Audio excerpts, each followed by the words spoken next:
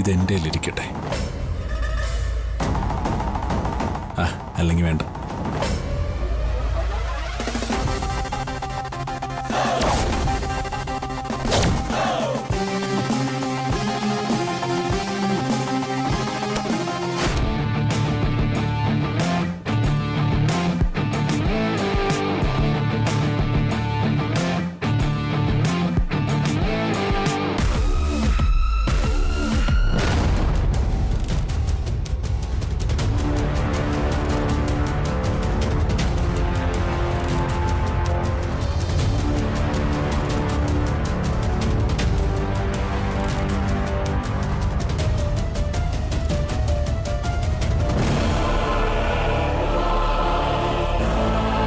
ശേഖർ, എന്തായി? വള കിട്ടിയില്ലേ? ഇല്ലമ്മേ. റൂം മൊത്തത്തിൽ ചെക്ക് ചെയ്ത് നോക്കിയോ ശേഖർ? അതവിടെ ഇല്ലേ? ഞാൻ ശേഖറും കൂടി മുറി മുഴുവൻ അരിച്ചു പറക്കി നോക്കി. അവിടെ കണ്ടില്ല സാറേ. ഞാൻ പറഞ്ഞില്ലേ, അതവിടെ കാണില്ല. എനിക്ക് തോന്നുന്നത് ഗോപിനാഥ് സാർ അത് മറന്നതാ. ഒറ്റ വള തന്നെയാവും സാർ വാങ്ങിയത്. അല്ലെങ്കിൽ ഇതിന്റെ ജോഡി വള ആ മുറിയിൽ കാണേണ്ടതല്ലേ? മാത്രമല്ല, ഈ ബോക്സില് ഒരു വള വെക്കാനുള്ള സ്ഥലമല്ലേ ഉള്ളൂ.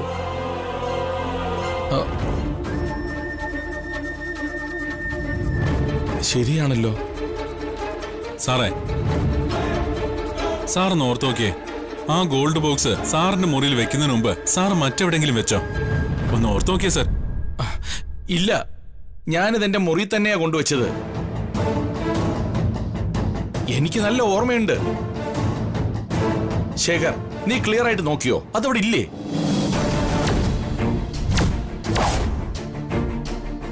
അതവിടെ ഇല്ല സർ. ഞാൻ എല്ലായിടത്തും നോക്കി, എവിടെയും കണ്ടില്ല. നമുക്ക് പോലീസിൽ പരാതിപ്പെടാം സർ. അല്ല സാർ, അത് വേണോ? ഗായത്രിയമ്മയുടെ ബർത്ത്ഡേ വരികയല്ലേ, അതിനുമുമ്പ് ഈ വീട്ടിൽ പോലീസുകാർ ഇറങ്ങാന്ന് പറഞ്ഞ. സർ, പ്രതാപം പറയുന്നതിലും കാര്യമുണ്ട്. ഈ സമയത്ത് ഇവിടെ പോലീസ് വരുന്നത് അത്ര നല്ല ലക്ഷണമല്ല.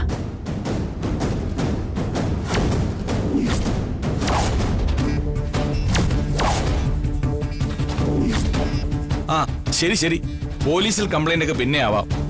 തൽക്കാലം നമുക്കിത് മറക്കാം. ഫസ്റ്റ് ഗായത്രിയുടെ ബർത്ത്ഡേക്കുള്ള ഒരുക്കങ്ങൾ നടക്കട്ടെ. ശരി സർ.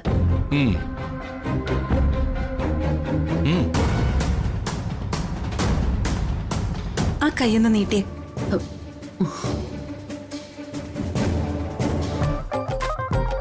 ഈ വള എന്റെ സമ്മാനമായി പ്രഭാവതിക്കിരിക്കട്ടെ. അയ്യോ, thank you madam, thank you so much.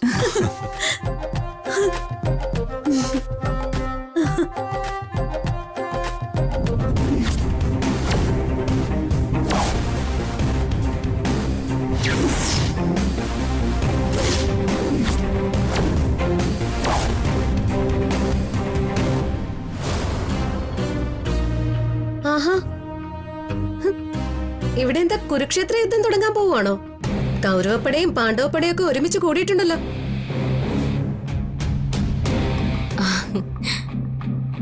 Gargi, അമ്മയ്ക്ക് ഒരു വള കൊറിയറിൽ വന്നു. കൊറിയറിൽ വരണമെങ്കിലേ അത് സ്വർണ്ണമൊന്നും ആയിരിക്കില്ല, മുക്കായിരിക്കും. അങ്ങോട്ട് മാറി നിൽക്കി. അയ്യോ, ആഹാ, കൊള്ളാലോ. ഇത് തനി സ്വർണം തന്നെയാ. ആരാ ഇത് അയച്ചത്? ആ ഫ്രം അഡ്രസ് നോക്കിയേ.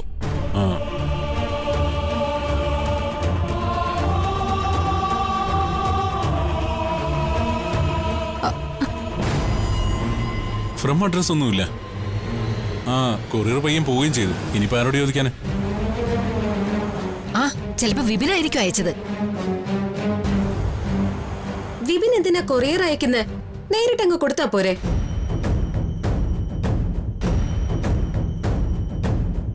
ഇതങ്ങനൊന്നുമല്ല. ഫ്രം അഡ്രസ് ഇല്ലാത്ത കൊറിയറില് മറ്റെന്തോ ദുരുദ്ദേശമുണ്ട്.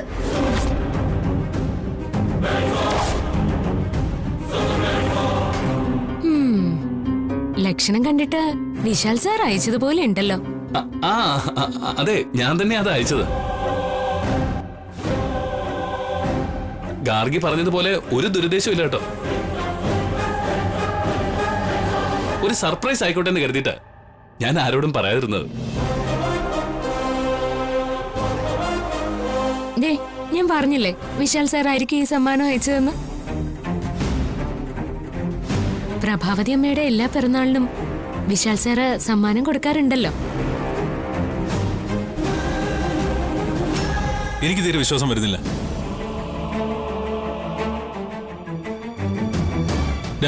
സത്യം പറ, നീയാണോ ഈ കൊറിയർ അയച്ചത്? വിശാല് പറഞ്ഞില്ലേ അവനാണ് ഈ ഗിഫ്റ്റ് അയച്ചതെന്ന്. പിന്നെ നിനക്കെന്താ ഇത്ര സംശയം? അതല്ലേ ചേച്ചി, എന്റെ മനസ്സിൽ തോന്നി ഞാൻ പറയാം. ചേച്ചി ഒന്ന് ശ്രദ്ധിച്ചു കേക്ക്. അതായത് ഈ വള. നീ ഇനി ഒന്നും പറയണ്ട.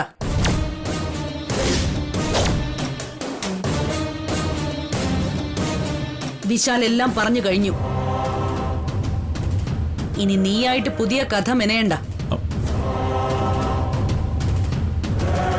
അതിപ്പോ കേൾക്കാനുള്ള മൂഡിലല്ല ഞാൻ.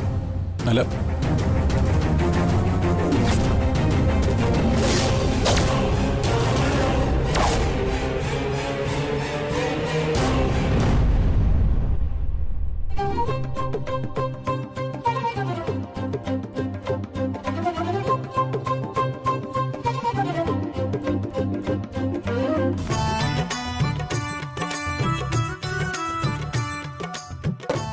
നീ ഇങ്ങനെ ത്രിസന്ധി നേരത്ത് മുടി വാരി കെട്ടിക്കൊണ്ടിരിക്കാതെ പല്ലവി, വീട്ടിലേക്ക് വന്ന മഹാലക്ഷ്മി ഇറങ്ങിപ്പോ.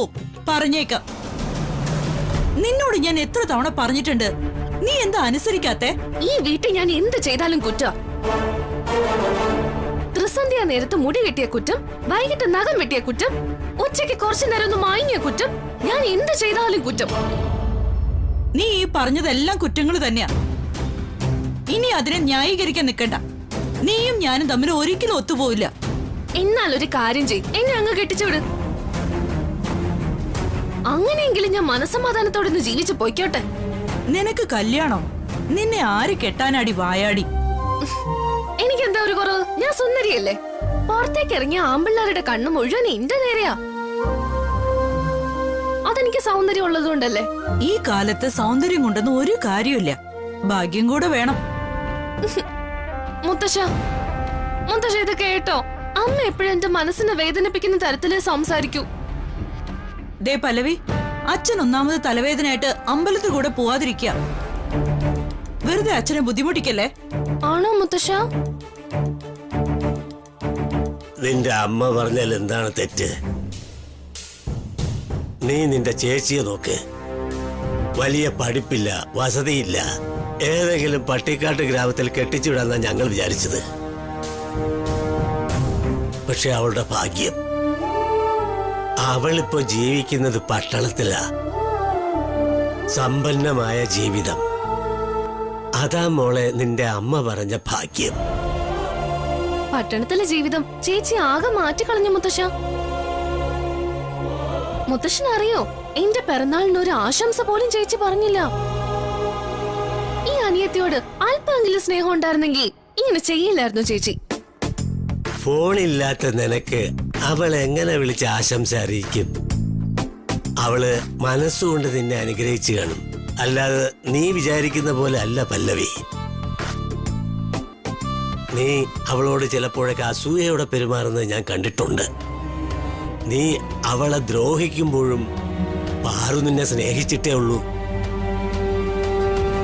അവളെ പോലൊരു ചേച്ചിയെ കിട്ടിയത് നിന്റെ പുണ്യമാ മോളെ, പുണ്യം. എനിക്കറിയാം, അല്ലെങ്കിൽ മുത്തശ്ശന് കൂടുതൽ ഇഷ്ടം അവളെ തന്നെയാ. അവളെ പുകഴ്ത്തി പറയുന്നല്ലേ മുത്തശ്ശന് ഇഷ്ടം. ആരും ആരെ പറ്റിയും വെറുതെ അങ്ങോട്ട് പുകഴ്ത്തി പറയില്ല. അവരെങ്ങനെ മാന്യമായി പെരുമാറുന്നു എന്നതിനെ ആശ്രയിച്ചിരിക്കും. മാന്യം അല്ലാത്ത രീതി ഞാൻ നടക്കുന്നത് അമ്മ കണ്ടോ? ഞാൻ മുത്തശ്ശനോടല്ലേ സംസാരിച്ചോണ്ടിരുന്നത്. അമ്മ എന്തിനിടയ്ക്ക് വലിഞ്ഞേറി വരുന്നത്? വീണ്ടും വഴക്കൂടാനാണോ? നിങ്ങളോട് വഴക്കൂടാൻ തൽക്കാലം എനിക്ക് മൂടില്ല. പല്ലവി, അമ്മയോട് ഇങ്ങനെയാണോ സംസാരിക്കുന്നത്? ഒരു മര്യാദയൊക്കെ വേണ്ടേ? നല്ല തല്ല് കിട്ടാത്തതിന്റെ കുഴപ്പാ. നീ അകത്ത് പോ. മുത്തശ്ശ, ഞാൻ പറയുന്ന ഒന്ന് കേക്ക്. എനിക്കൊന്നും കേൾക്കണ്ട, നീ അകത്ത് പോ. പറയുന്ന കേക്ക്. പോകത്ത.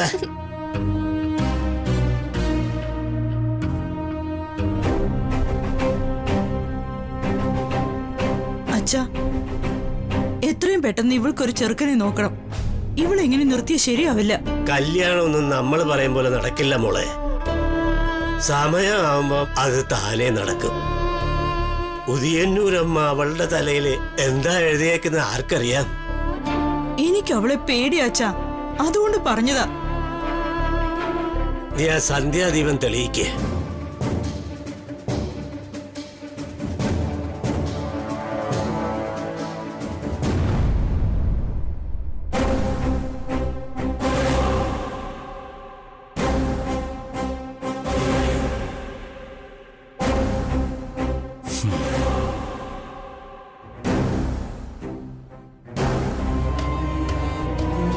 ഞാനത് എവിടെയാ കൊണ്ടുവച്ചത്?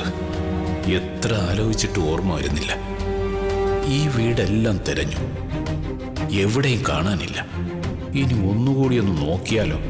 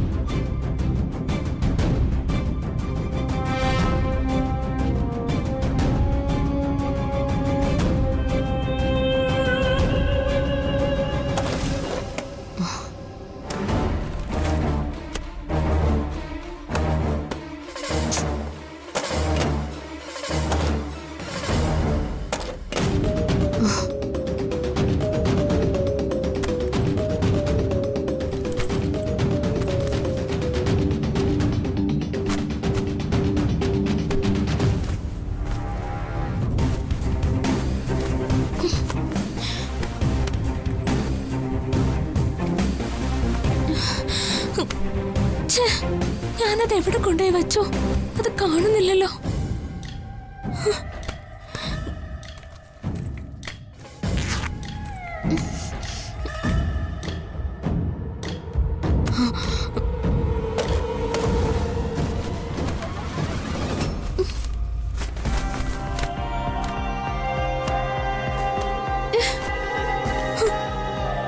അതെവിടെയും കാണുന്നില്ലല്ലോ ദേവി.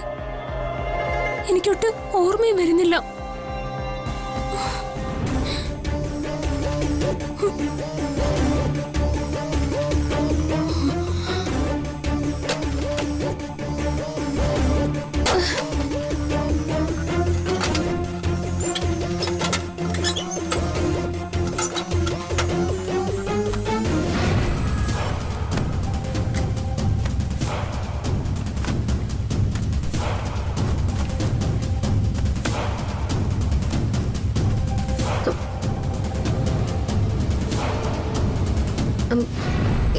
എന്താ പാർവതി ഇത്?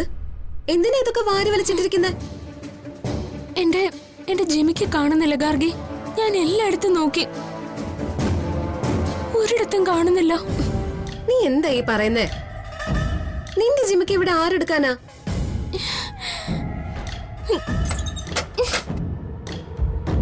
എനിക്കറിയില്ല ഗാർഗി, എനിക്കൊന്നും അറിയില്ല. എന്റെ തല ചുറ്റുന്നു. ദൈവമേ, ഞാനത് എവിടെ കൊണ്ടുവച്ചു? നീ അങ്ങനെ ജിമിക്ക് ഇടാറില്ല. അലമാരയിൽ തന്നെ വെക്കലാ പതിവ്. എനിക്ക് തോന്നുന്ന അതാരെങ്കിലും എടുത്തിട്ടുണ്ടാവുന്ന.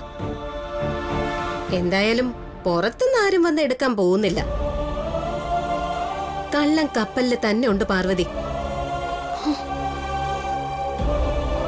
ഈ വീട്ടിൽ നിന്ന് അത് ആരെടുക്കാനാ? പാർവതി, ചിലപ്പോ നിന്റെ ജിമിക്ക് എടുത്തത് ജാസ്മിൻ ആയിരിക്കും. ഈ വീട്ടിലേക്ക് നമ്മൾ താമസം മാറിയതിനു ശേഷം നീ ആ കമ്മല് നോക്കിയിരുന്നോ? ഇല്ല, ആദ്യത്തെ വീട്ടിൽ വെച്ച് ഞാനത് 1-2 പ്രാവശ്യം എടുത്ത് നോക്കിയതാ. അതുപോലെ ഒരെണ്ണം കൂടി പണിയിപ്പിക്കാൻ വേണ്ടിയിട്ടായിരുന്നു. എന്തിനാ ഒരേപോലെ ഇരിക്കുന്ന 2 ജോഡി കമ്മല്? അയ്യോ, അത് ഒരു ജോഡിയല്ല, ഒന്നേ ഉണ്ടായിരുന്നുള്ളൂ. മറ്റേത് കളഞ്ഞു പോയതാ. ഒരെണ്ണം മാത്രമുള്ള കമ്മല്. അത് വിൽക്കാൻ വേണ്ടി മാത്രം അവൾ അടിച്ചു മാറ്റിയതാവാനാ സാധ്യത. അന്നാ മേക്കപ്പ് മെറ്റീരിയൽ തപ്പാൻ അവൾ ഈ മുറിയിൽ കയറിയത് ഓർമ്മയില്ലേ? എന്ന് കരുതി ഇക്കാര്യത്തിൽ തെളിവില്ലാതെ ഒരാളെ നമ്മൾ എങ്ങനെ സംശയിക്കും ഗാർഗി? ജാസ്മിൻ അങ്ങനെയൊക്കെ ചെയ്യുവോ? ആര് പറഞ്ഞു? ഇത് ചെയ്തത് അവള് തന്നെയാ. ഇത്തരം വൃത്തികെട്ട വേലയൊക്കെ അവളെ ചെയ്യൂ. ഗാർഗി, നീ എന്തൊക്കെ പറഞ്ഞാലും ഞാൻ വിശ്വസിക്കില്ല. ഒരു തെളിവില്ലാതെ അവള് തന്നെ ഇതെടുത്തെന്ന് നമ്മൾ എങ്ങനെ ഉറപ്പിക്കാം? എങ്കി നീ വാ, നമുക്ക് വിശാൽ ബ്രോയോട് പോയി പറയാം. അയ്യോ, ഇപ്പൊ വേണ്ട ഗാർഗി. അതെന്താ? അത് വിശാൽ സാറ് ഇപ്പോഴല്ലേ പ്രഭാവതി അമ്മയ്ക്ക് സ്വർണ്ണവള വാങ്ങിക്കൊടുത്തേ. ഈ സമയത്ത് ഞാൻ എന്റെ ജിമിക്ക് കാണുന്നില്ല എന്ന് പറഞ്ഞാ എന്നെ തെറ്റിദ്ധരിക്കും. പിന്നെ എപ്പോ പറയാനാ നിന്റെ പ്ലാൻ? എപ്പോഴെങ്കിലും ഞാൻ തന്നെ പോയി പറഞ്ഞോളാം. ദേ, അതുവരെ നീ ആരോടും പോയി പറയല്ലേ. ഓക്കെ, ഞാനായിട്ട് ആരോടും പറയാൻ പോകുന്നില്ല. പക്ഷെ നീ പറഞ്ഞില്ലെങ്കിൽ ഞാൻ തന്നെ വിശാൽ ബ്രോയോട് പോയി പറയും.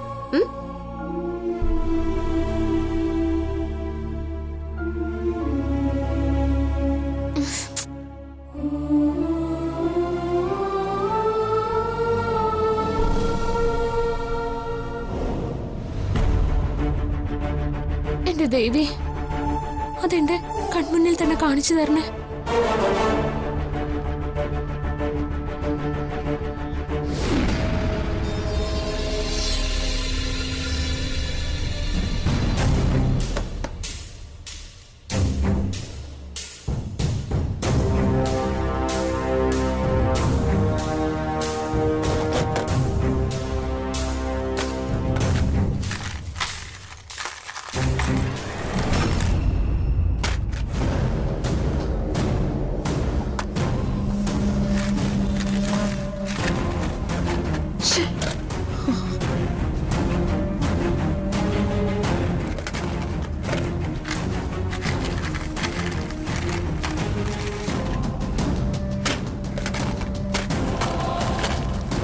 ഇതെവിടെ പോയി? ആഹാ, എന്റെ അടുത്ത് ഒന്നുമില്ല എന്ന് പറഞ്ഞിട്ട് ഇത് ഒരുപാടുണ്ടല്ലോ ചേച്ചി. കണ്ടിട്ട് എന്റെ കണ്ണനെ മഞ്ഞളിക്കുന്നു. കണ്ണു വെക്കില്ലേ പ്രതാപ? പിന്നെ നീ ഇതൊന്നും പോയി പുറത്ത് വിളമ്പിയേക്കരുത്. എന്റെ ദൃഷ്ടി പതിഞ്ഞ ഐശ്വര്യ ചേച്ചി, ഇനി ഇവിടെ സ്വർണം കുമിഞ്ഞു കൂടുകയുള്ളൂ. അല്ലെങ്കിൽ ചേച്ചി നോക്കൂ. പിന്നെ ഞാനിതൊന്നും ആരോടും പറയാൻ പോകുന്നില്ല. ചേച്ചിക്ക് എന്നെ 100% വിശ്വസിക്കാം.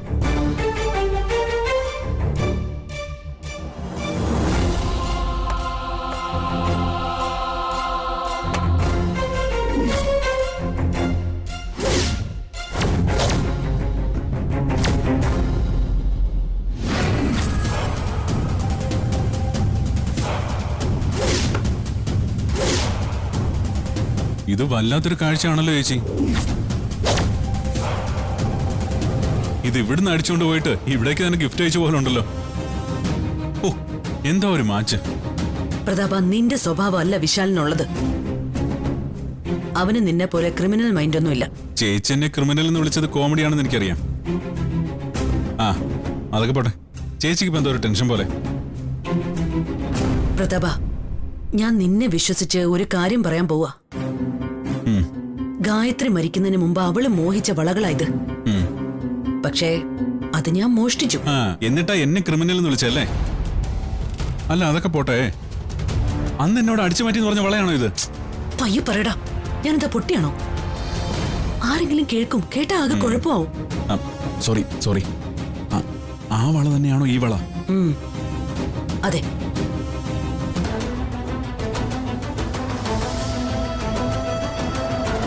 ഇനി ഞാൻ പറയുന്നത് നീ ശ്രദ്ധിച്ചു കേൾക്കണം.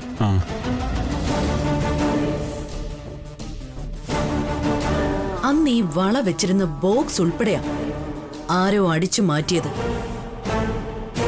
ഗായത്രിയുടെ ആ പഴയ ബോക്സ് കണ്ടെത്തിയാൽ അതിലുണ്ടാവും ആ വള. ആ മാജിക് ബോക്സ് പുറത്തു വന്നതുപോലെ ആ ആഭരണപ്പെട്ടി ഒരിക്കലും പുറത്തു വരാൻ പാടില്ല. പ്രതാപ, ഈ വളകൾ എന്റെ കയ്യിൽ വന്ന 2ാം നാൾ ഇതിൽ നിന്നൊന്ന് മിസ്സായി. ഞാൻ എവിടെയൊക്കെ നോക്കിയിട്ടും എനിക്കത് കണ്ടെത്താൻ പറ്റിയില്ല. ആ വളയാണ് വർഷങ്ങൾക്ക് ശേഷം കൊറിയർ രൂപത്തിൽ എന്റെ കയ്യിൽ വന്നിരിക്കുന്നത്. പ്രതാപ, എനിക്കൊരു ഡൗട്ട്. ഇനി എന്നെ കൊടുക്കാനാണോ വിശാലിന്റെ പ്ലാൻ?